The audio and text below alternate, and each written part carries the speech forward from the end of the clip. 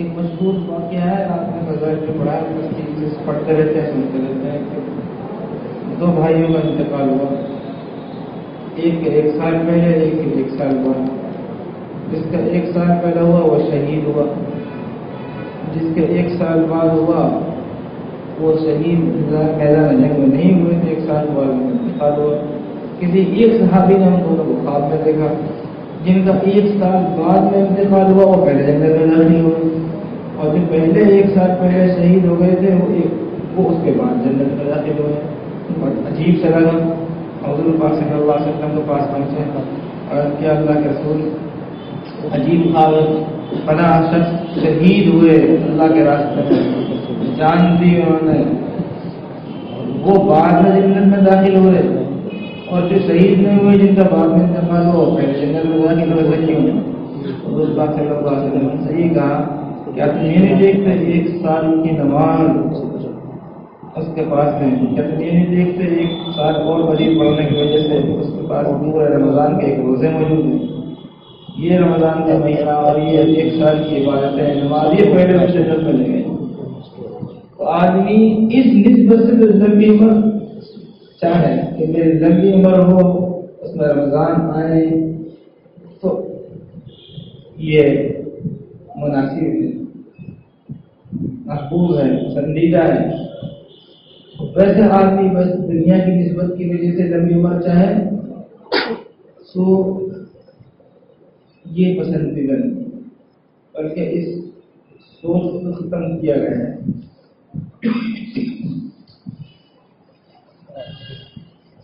عزیز طلبہ، ہمارے پاس 2 طرح کے سرمایہ ہیں، 2 طرح کی دولت ہے، ایک جسمانی اور مادی دولت۔ جسمانی اور مادی دولت اللہ تعالیٰ نے ہمیں ہاتھ پیر دیے، آنکھ ناک کان دیے، اعضاء کی سلامت دیے، اللہ تعالیٰ نے ہمیں رہنے کے لیے مکان دیے، سواری ہمارے لیے دی، اللہ تعالیٰ کی ہمارے پاس بے شمار نعمتیں ہیں۔ آپ کے پاس بینک بیلنس ہے، آپ کے پاس روپیہ پیسہ ہے، یہ سب مادی دولت ہیں، ان سب پر بھی اللہ کا شکر ادا کرنا چاہیے، اللہ کی نعمتیں ہیں۔ لیکن ایک اور سرمایہ ہے، ایک اور دولت ہے، وہ سرمایہ اور دولت روحانی کیا ہے؟ روحانی سرمایہ۔ اور روحانی سرمایہ، روحانی دولت کیا ہے؟ روحانی سرمایہ، روحانی دولت ہمارا ایمان، اللہ نے ایمان دیا، جسم جس کا طاقت دولت اللہ تعالیٰ نے بہت سے لوگوں کو دیا ہے، لیکن اگر ان کے پاس ایمان نہیں ہے تو ان کے پاس چند روزہ نعمتیں ہیں، ہمیشہ کی باقی رہنے والی نعمت نہیں ہے۔ اس دنیا کی زندگی کی جو مختصر سی زندگی ہے، اس کو کچھ چکرے پڑا لیں گے، کچھ مزہ لے لیں گے، لیکن آنکھ بند ہوتے ہی پریشانی ہی پریشانی ہمیشہ کے لیے، اس لیے ان کے پاس روحانی دولت نہیں۔ تو روحانی دولت ہے ایمان، اعمال صالحہ، قرآن، یہ روحانی دولت ہے۔ یہ روحانی دولت بھی اللہ تعالیٰ نے اس میں بھی اللہ نے تقسیم فرمایا، اللہ اللہ تعالیٰ جس کو چاہتا ہے کم دولت دیتا ہے، جس کو چاہتا ہے زیادہ دیتا ہے، اللہ تعالیٰ جس کو چاہتا ہے کم مالدار بناتا ہے، غریب بنا دیتا ہے، جس کو چاہتا ہے زیادہ مالدار بنا دیتا ہے۔ تو وہ جو مادی دولت ہے اس کے اعتبار سے اللہ تعالیٰ کم زیادہ کرتا ہے، اور جو روحانی دولت ہے اس میں بھی اللہ تعالیٰ کسی کو کم دیتا ہے، کسی کو زیادہ دیتا ہے۔ کچھ لوگ محض ایمان والے ہیں، ان کے پاس بھی روحانی دولت ہے لیکن صرف ایمان ہے۔ کچھ لوگ ہیں جن کے پاس اعمال صالحہ ہیں، کچھ لوگ ہیں جن کے پاس اعمال صالحہ میں بڑے بڑے اعمال صالحہ ہیں، ان کے پاس حج ہے، ان کے پاس عمرے ہیں، ان کے پاس زکات اور صدقات اور خیرات ہے، ان کے نامہ اعمال میں جہاد ہے، ان کے نامہ اعمال میں اور بہت ساری چیزیں ہیں۔ کچھ لوگ اور آگے بڑھ رہے ہیں کہ ان کے اللہ تعالیٰ نامہ اعمال میں قرآن پاک بھی ڈال دیا، وہ حافظ قرآن بھی، عالم قرآن بھی۔ تو اللہ تعالیٰ جس طرح دنیاوی دولت، مادی دولت اس میں کم زیادہ کرتا ہے، اسی طرح اللہ تعالیٰ روحانی دولت میں بھی کم زیادہ کرتا ہے۔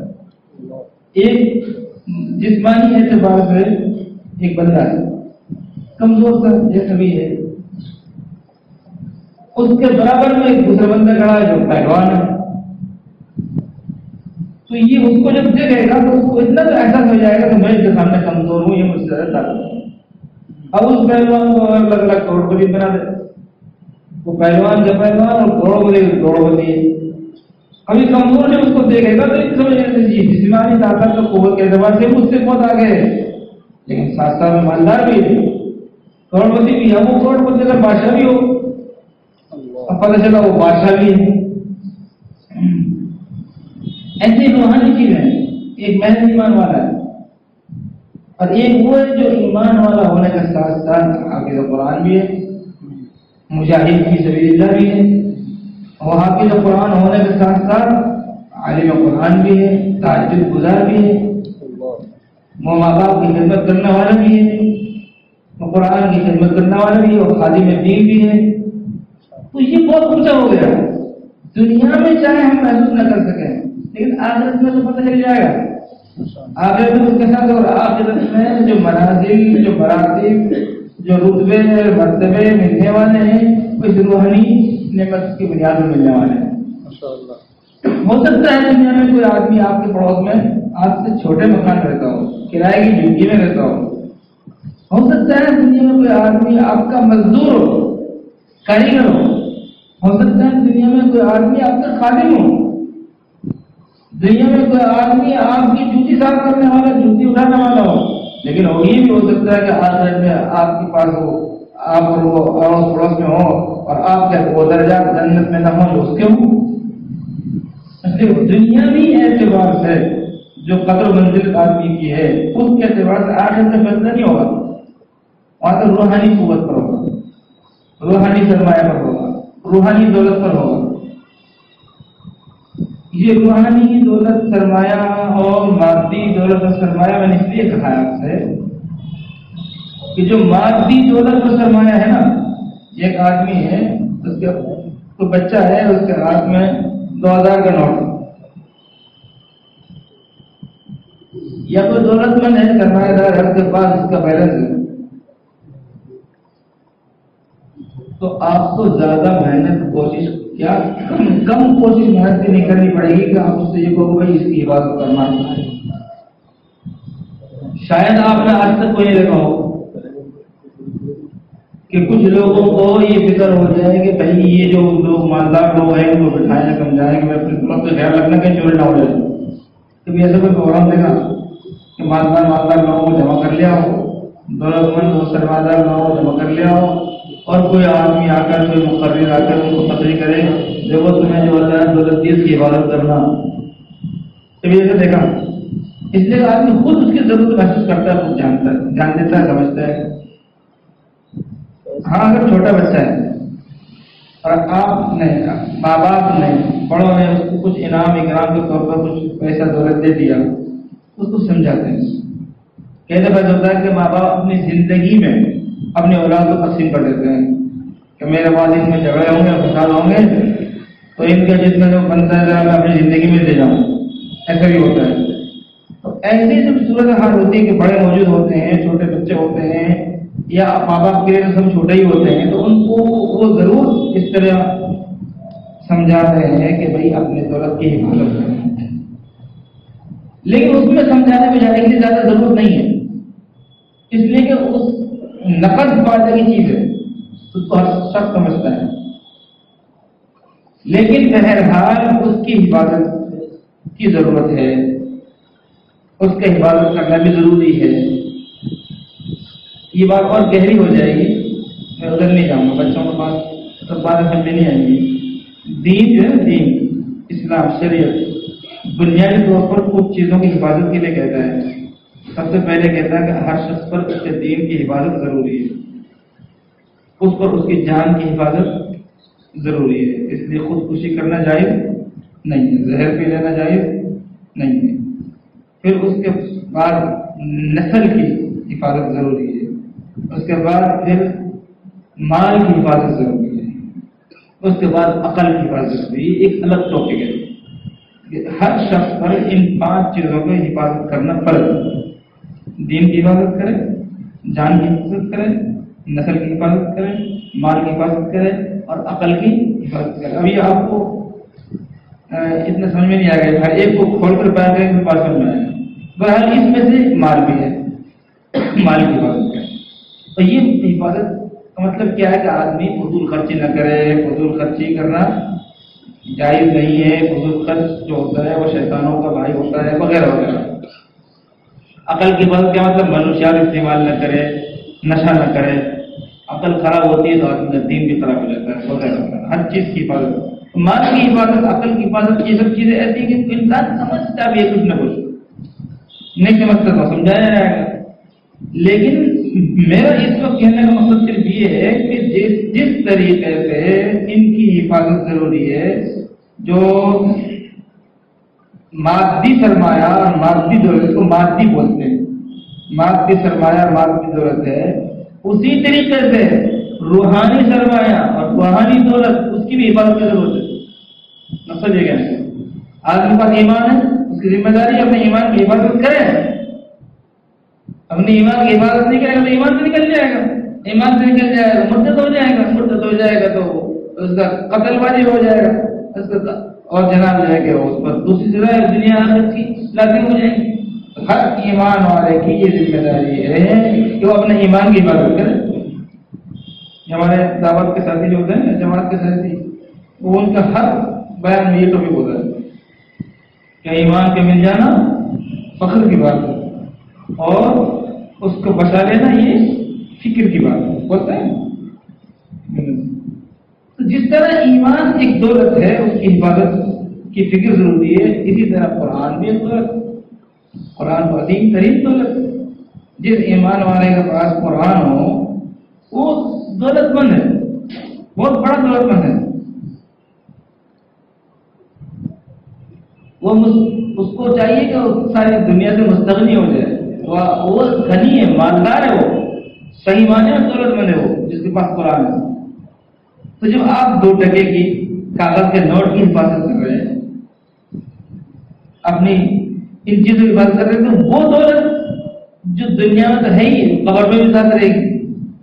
بڑا سے بڑا مالدار آدمی اگر دنیا سے جانے لگے تو اس کے قبر میں ATM کارڈ نہیں رکھیں گے، کوئی بڑا سرمایہ دار تھا اور دنیا سے جا رہا ہے، اس کا ATM جو کارڈ ہے وہ ساتھ رکھتے ہیں، کوئی نہیں رکھے گا، ساری دولت موت پر ختم۔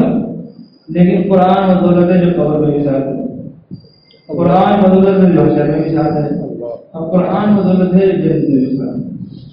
یہاں جو پروگرام ہوتے ہیں ترجمہ، ہم نے ایک بار مفتی صاحب نومبر کا تشریف لائے تھے، تو انہوں نے ایک بات اپنے بیان کے دوران یہ کہی تھی، میرے یاد آج تک وہ کہ حافظ قرآن اگر یہ چاہے کہ میں قرآن نہ پڑھوں، یہ کیسے ہو سکتا ہے؟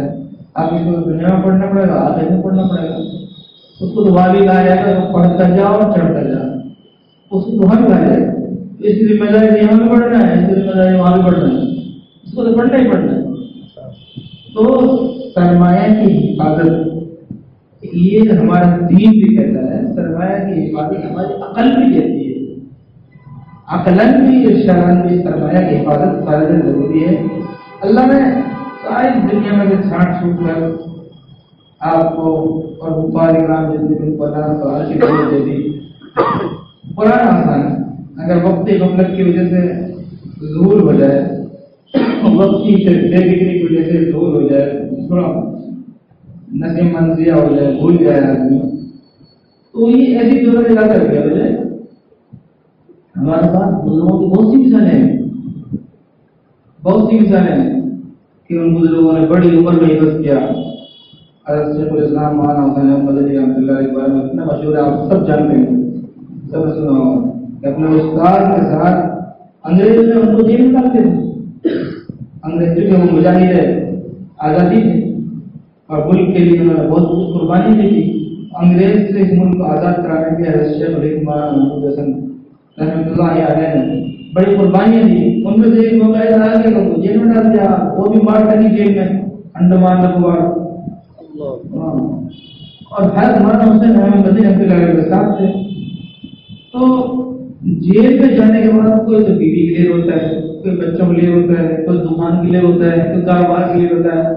شیخ الاسلام رحمۃ اللہ علیہ رمضان آنا تھا قرآن کے لیے ہوتا ہے، چونکہ حضرت شیخ رحمۃ اللہ علیہ بہت بڑے عالم استاد اور اساتذہ ہیں، دیوبند کے بنیادی اساتذہ ہیں، جو سب سے پہلے شاگرد وہی وہاں پہ اور سارے علماء دیوبند کو استاد ہیں، سارے ٹوٹلی علماء دیوبند کو استاد اور اساتذہ ہیں، حافظ نہیں ہے، حفظ نہیں کیا ہے.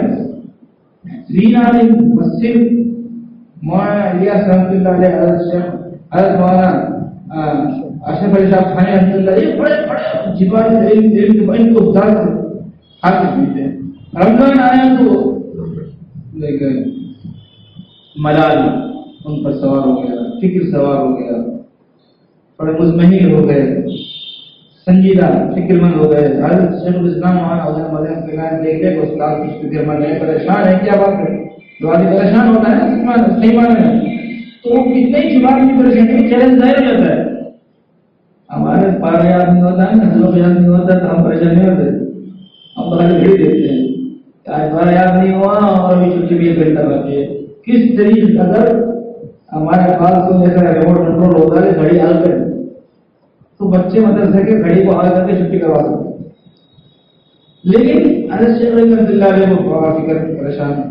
آخر حضرت مولانا صلی اللہ علیہ وسلم پوچھی جا حضرت کیوں اتنے پریشان ہے، کیا پریشانی ہے، کیا بات ہے؟ کہنے لگے ہر سال قرآن پاک سنتے تھے رمضان میں، اب رمضان آ گیا، رمضان آنے والا ہے، یہ حافظ تو حافظ ہے، میں حافظ ہوں. قرآن کے سنیں گے، قرآن سننے کا اتنا ہے، ہم قرآن سے سنیں گے.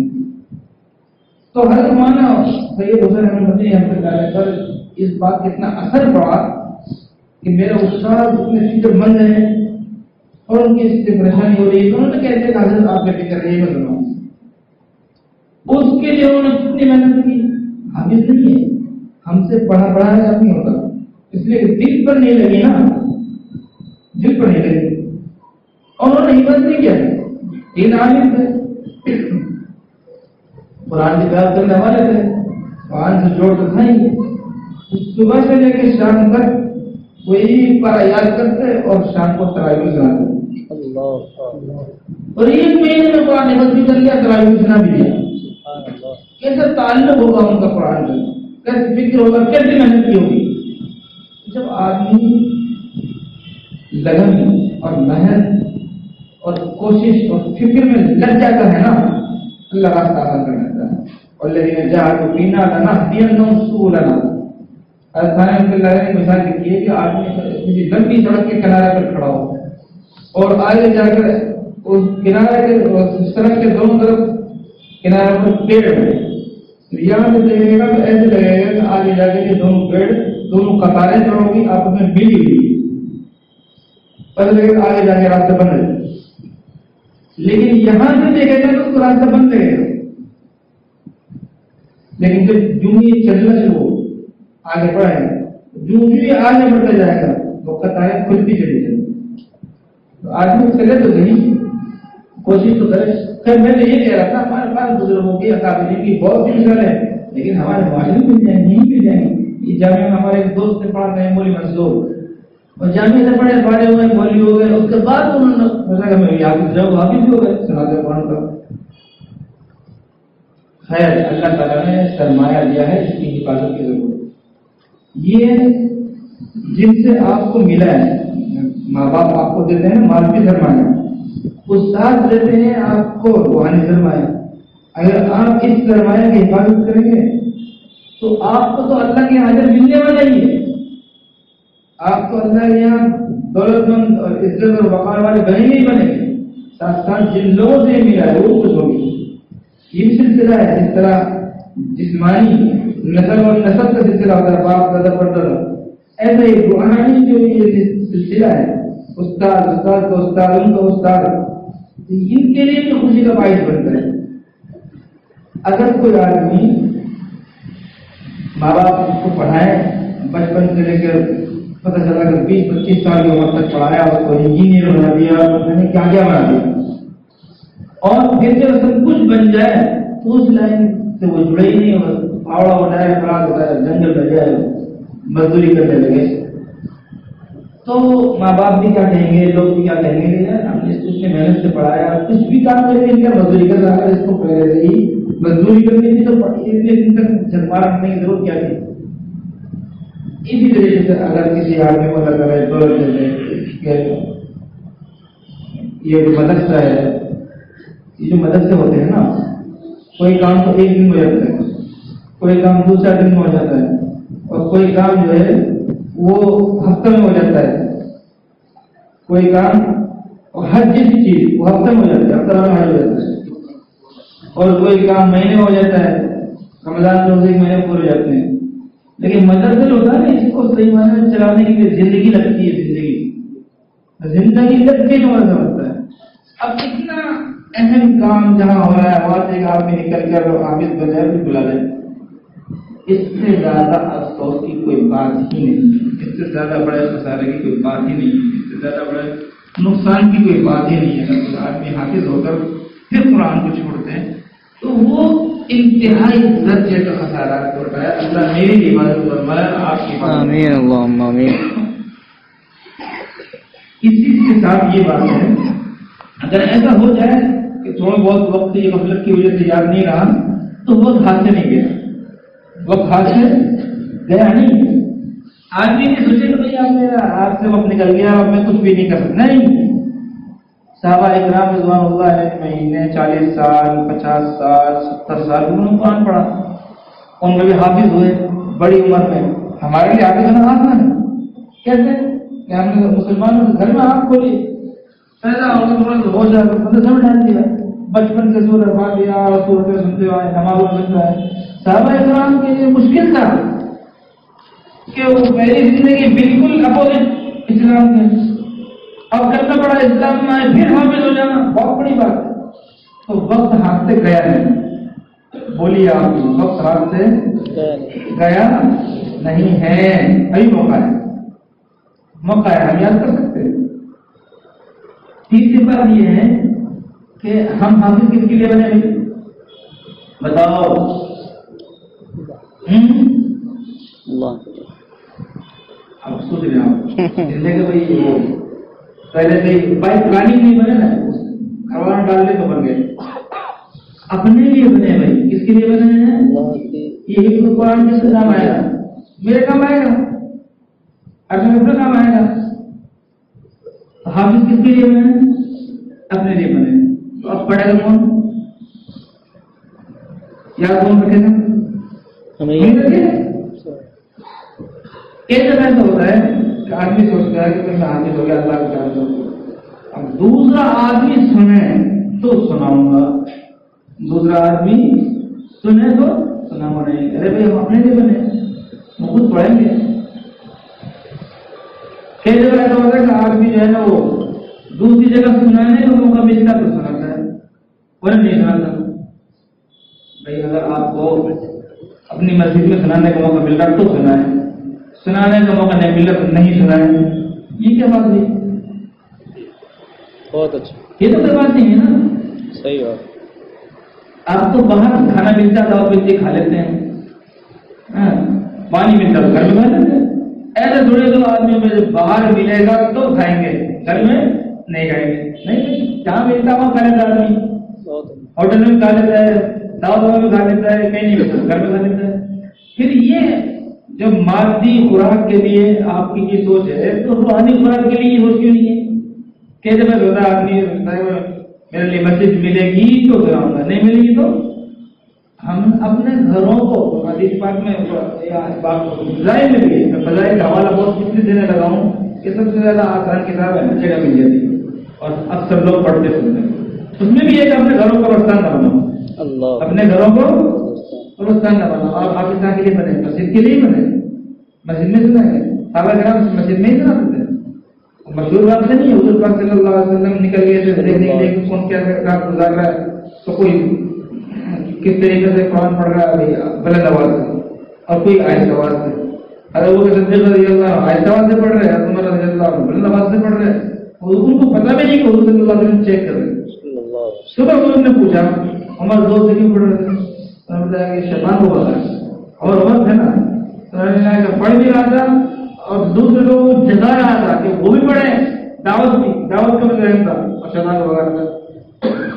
ابو بکر صدیق رضی اللہ کی شان نرالی بالکل الگ ہے۔ ان سے پوچھے تم آہستہ آہستہ کیوں پڑھ رہے تھے؟ نہیں میں یہ سوچ رہا جس کو سنانا چاہتا ہوں سن رہا اللہ اللہ اسمعت من ناجی، جس سے مناجات کر رہے تھے سنا دیا. خیر وہ اپنے ہی آپ ہی سنے تھے. اگر ہماری کی سوچ بن گئی تو دوسرا سنے گا تو سنا گا، مسجد ملے گی تو سنا ہونا نہیں. اس کا مطلب یہ ہے کہ یہ آدمی کاروباری ہے، ریاکار ہے. حضرت ثانی رحمۃ اللہ علیہ نے ریا کی بہت سی باریکی لکھی ہے. نام سے تجربہ فرمایا کہ جو مسجد میں کیا ہوتا ہے کہ وہ لمبی لمبی نمازیں پڑھ لیتے ہیں، لمبی نماز پڑھا بھی دیتے ہیں، لمبی نماز پڑھ بھی لیتے ہیں. اور کئی بار ایسا ہوتا ہے کہ کسی کام کی وجہ سے نا وہ جلدی سے مسجد سے نکل گئے، اب وہ باقی نماز گھر جا کے پڑھیں گے، گھر سے جلدی پڑھ رہے ہیں. حضرت لکھا ہے کہ یہ پہچان ہے اخلاص کی اور ریاکاری. اللہ اگر اس میں اخلاص ہے تو مسجد میں بھی پڑھے گا، گھر میں بھی ویسے پڑھے گا. اس میں اگر ریا ہے نا تو پھر اکیلے میں جا کے نہیں پڑھے گا. تو میں اس طرح کہہ رہا ہوں کہ یہ ریاکار ہم نے نہیں کیا. مسجد میں زمانہ سنائیں گے نہ گھر میں نہیں پڑھیں گے. کئی لوگ ایسے ہیں کہ حافظ ہیں لیکن گھر والوں جنہوں نے ان کو وہ زمانہ نہیں دیکھا مسجد آنے جانے کا، مدرسہ آنے جانے کا، پڑھنے پڑھانے کا، بات کو دیکھ رہے ہیں، ان کو پتہ ہی نہیں کہ حافظ ہے. کیوں کھولے نہیں قرآن کبھی؟ اس لیے میرے دوستو ہم اس کا تہیہ کریں، ارادہ کریں، ہمیں قرآن سنانا ہے. ایک منٹ چلیں بھائی، یہاں نیک لوگ بیٹھے ہیں، قائد صاحب تشریف فرمایا ہے، بہت سے لوگ بیٹھے ہیں، ہندوستان کی موجودگی سے مرد قبول ہو جائے. نیت کریں ہمیں قرآن کریں. سن 2020 میں 25 میں 30 میں کب اسی سال سنائیں گے بتاؤ کب سنانا ہے انشاءاللہ.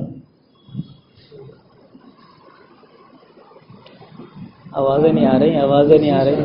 یہاں پہ بیان کریں میں وہی آدمی پرسوں ہوں، اس لیے سچ مجھ میں اپنا ارادہ بتا دیجیے کب سے سنانا ہے. 2050 سے ابھی سے سنائیں، اسی سال سنائیں گے انشاءاللہ. اسی سال سنائیں. بتاؤ اللہ کے لیے کوئی مشکل ہے؟ کوئی مشکل ہے؟ کوئی مشکل نہیں. انتظام اللہ تعالیٰ آگے سے آگے کرے گا. دماغ کون کھولنے والا ہے؟ اللہ. دماغ پر قبضہ کس کا ہے؟ اللہ. بغیر دعا میں نہیں ہونے کا، دعا کرنا ہے. وہ دعا مشہور ہے، اللہم ارحمنی بترک المعاصی ولما ابقیتنی وارحمنی اتکلم ما لا یعنینی وارزقنی حسن النظر فيما يرضيك عني اللهم بديع السماوات والارض ذا الجلال والاكرام والعزة التي لا ترام اسالك يا الله يا رحمن بجلالك ونور وجهك ان تلزم قلبي حفظ كتابك كما علمتني وارزقني ان اتلوه على النحو الذي يرضيك عني اللهم بديع السماوات والارض ذا الجلال والاكرام والعزة التي لا ترام اسالك يا الله يا رحمن بجلالك ونور وجهك. آگے کیا ہے؟ یہ دعا جو ہے نا اس کو یاد کرنا. یہ حفظ قرآن کی دعا. کس چیز کی دعا ہے؟ حفظ قرآن کی دعا. حزب العالم میں صرف 2 صفحے کی دعا ہے. آپ کافی بھی لکھیں گے تو 1 صفحہ کی دعا ہے. یہ جو ڈائری ہوگی جیب میں لکھنے کی اس میں 1 صفحے کا آ جائے گی. یاد کریں اس کو. حزب العالم میں ترمذی شریف میں روایت موجود ہے. فضائل اعمال میں فضائل قرآن میں، فضائل اعمال میں جو فضائل قرآن ہے اس کے خاتمے میں ایک دعا لکھی. اللہ کی دعا بھی کریں. آج یہاں سے ہم یہ تہیہ لے کے اٹھیں کہ ہمیں اس سال قرآن کریم سنانا ہے. نہیں کرے گا کریں انشاءاللہ. بڑھیا والی انشاءاللہ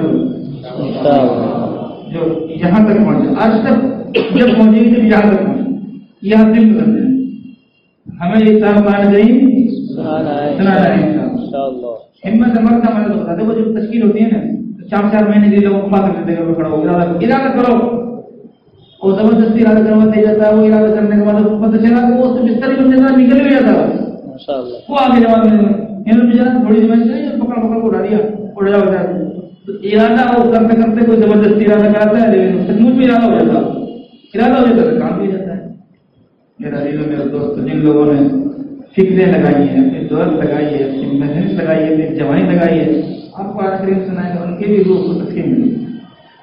اللہ بھی خوش ہوگا، اللہ برکت دے گا. سنانے والا اللہ ہے. یقین سمجھیے انسان کی طاقت عقل کی کوئی یہ وہ نہیں، کوئی کمال نہیں. ایسا ہوتا ہے آپ سبھی حافظ ہیں، رمضان میں جو قرآن سناتے ہیں تو جو آیت چل رہی ہوتی ہے وہ زبان پر ہوتی ہے، اس کے بعد وہ اسکرین پر نہیں ہوتی، بس وہ رکھنے کی وجہ سے وہ اللہ کے نظر شامل آ جاتی ہے، پڑھتے رہتے ہیں، اور یہ نہیں ہوتا وہ سیکھ نہیں ہوتی اگلی آیت کیا ہے، لیکن جیسے ہی وہ آیت ختم ہوتی ہے اگلی پڑھنے جاتی ہے، وہ ختم ہوتی ہے اگلی آیت جاتی ہے، وہ ختم ہوتی ہے، پڑھوانا کون ہے؟ اللہ پڑھواتا ہے۔ اگر قرآن نہیں سنا سکے آج سنا نا بھائی، جن کو مسجد میں موقع ملے وہ کہاں سنائیں گے؟ مسجد میں۔ جن کو مسجد میں موقع نہیں ملے تو اپنے گھر کو آباد کرے نا، اپنے گھر میں بھی تو لگے نا کچھ، یہ حافظ ہے اپنے گھر میں بھی تو برکتیں ہیں، صرف دوسروں کی یاد بولے حافظ بنے، اپنے لیے آگے بنے۔ اس لیے ہم یہ کوشش کریں، ہمیں قرآن سنانا ہے، محنت کر کر سنانا ہے۔ میری تقریر سے کچھ نہیں ہونے کا، ان حضرات نے یہ اتنا بڑا اپنے کام چھوڑ کر یہ بیٹھ کے جمع ہو گیا محنت کر، اس سے کچھ نہیں ہونے کا، آج سے ارادے سے کرو، یہ تو شکر ہے اللہ ہمارے ان بڑوں کو، حضرت صاحب کو، ان ذمہ داروں کو جزا عطا فرمائے۔ ہمیں یاد تو دلا ہے، بولے دلا ہے، کس مدد سے بڑا پڑا کہیں نہیں بولا، کوئی کسی بات نہیں دلا رہا۔ جب تک آپ مدد پڑھنے میں میرا دورہ دھیان رکھتے ہیں، جب آپ مدد سے لے گئے وہ میں جائے بھاڑ میں کیا ہونا کچھ بھی ہوتا، لیکن بیچارہ یاد رکھنا وہ آج تو رشید صاحب گھوم رہے تھے، ملاقات کر رہے آ رہے ہے نا، یہ استاد صاحب کیسی کیسی وزیر سے نکل کر آ رہے، کیوں کہ بھائی بچے ہیں، غفلت ہے، شیطان میرے کے ساتھ گھستا ہے، لیکن کوئی یاد دلا رہے تو یاد تو آ جانا چاہیے نا۔ اگر آپ کی شام کے دعوت ہوا کے سینٹر میں آپ بول رہے کسی نے یاد دلا دیا تھا آج شام کو دعوت تو آپ پوچھو گے نہیں ہوگا یار اچھا ہوا میں یاد دلا دیا، میں جو بھول گیا، تو یہ یاد دلانا من ہے۔ بات کریم میں ان الذین اتقوا متقین لوگوں کی پہچان ہے، اذا مسهم طائف من الشیطان، کبھی شیطان ان کو کچھ ورنہ دیتا ہے، بھلا دیتا ہے، ذہن سے دور کر دیتا ہے، وہ بیچارے بھٹک جاتے ہیں، تذکروا وہ جو ان کو یاد آتا ہے فإذا هم مبصرون، پھر ان سے راستے پر آ جاتے ہیں وہ، تو بھول جو ہوتی ہے الانسان رسول میں انتظام، ہر انسان کا ذات بھولنا، لیکن کوئی اللہ کا خود ہی اللہ کا بہت اچھا، لیکن اللہ نے یہ انتظام کر دیا کہ ہم کو یاد دلا رہے ہیں، تو اب تو یاد آ جانا چاہیے نا، یا اب یاد نہیں آنا چاہیے، اس لیے فکر میں لگ جاؤ۔ دوسری بات یہ ہے کہ ہر یہاں ایک پروگرام ہوتا ہے اور یہ باقاعدہ ہفتوں ہم کا مشورہ ہوتا ہے، کبھی کبھی ایسے ہوتا ہے باقاعدہ دعوت نامے جاتے ہیں، کبھی اطلاع بننے کبھی دعوت نامے جاتے ہیں، لیکن سب نہیں آتے۔ کیا بتا رہے ہیں محنت نہیں کر سکتے کہ مدرسے کی طرف سے اللہ جانتا ہے، ہم جانے ہمارا کوئی بلاؤ نہیں آتا، جو بڑے بڑے یہاں بیٹھے ہیں کون بلاتا ہے؟ کوئی نہیں بلاتا، اور بلاوا آ جائے تو سب چھوڑ کر جائے،